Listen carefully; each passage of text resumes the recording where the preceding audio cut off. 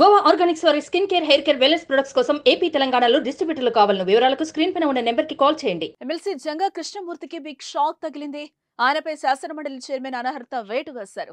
Party ఫిరాయింపుల నిరోధక చట్టం కింద అనర్హత వేటు వేయాలని వైసీపీ ఫిర్యాదు మేరకు ఎమ్మెల్సీగా కృష్ణమూర్తి అనర్హుడని పేర్కొంటూ గెజిట్ నోటిఫికేషన్ అయితే జారీ చేసింది.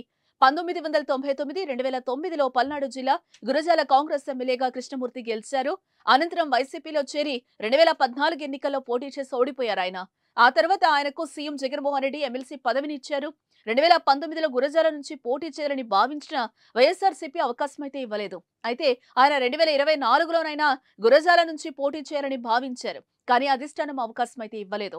మరోవైపు గురజాల ఎమ్మెల్యే కాసు మహేష్ రెడ్డితో కూడా విభేదాలు మొదలయ్యాయి. దీంతో ఎన్నికల ముందు వైసీపీకి గుడ్ బై చెప్పి టీడీపీ తీర్థం పుచ్చుకున్నారు.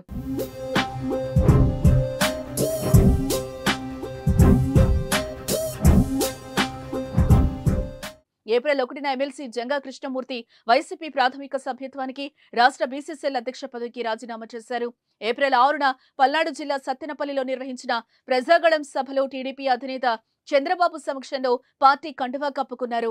పార్టీ మారిన జంగా కృష్ణమూర్తిపై వేటు వేయాలని YCP whip Lella Appireddy assembly secretary general కు ఫిర్యాదు చేయడం జరిగింది.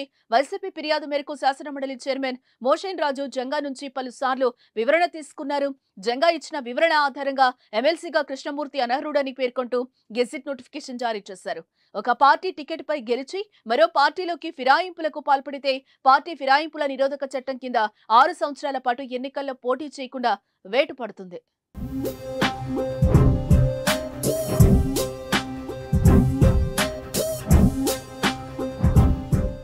సుమన్ టీవీలో మీ పర్సనల్ అండ్ బిజినెస్ ప్రమోషన్స్ కోసం కింది నెంబర్కి కాంటాక్ట్ చేయండి.